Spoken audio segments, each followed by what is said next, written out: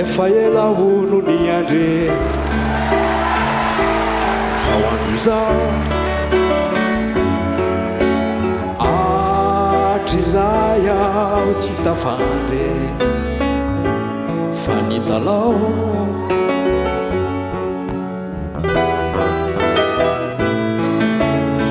zava-poaneny miaina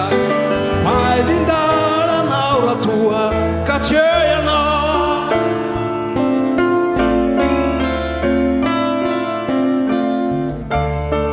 efa ela olo naniry ny tananao mba mihinany ahy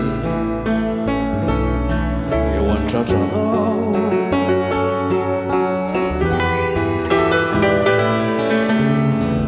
zava-poaneny miaina sovino antenaina raha tsy ianao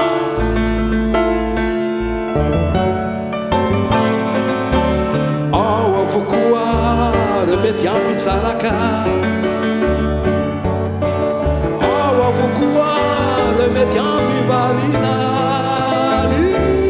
fitia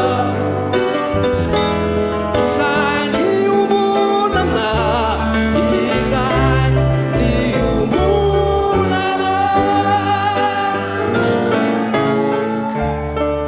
efa ela ono naniry iaraka aminao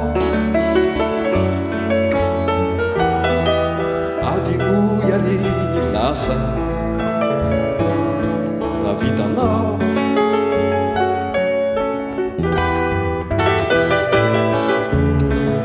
zava-poaneny rehetra zazaveny ao ratoa ka tsy ianao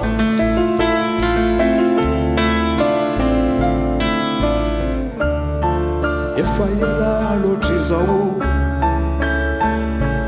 manatokia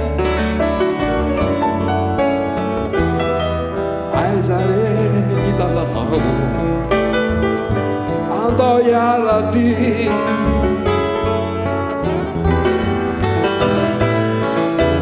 naiza naiza le amitsika iary fampitantana izao sy anao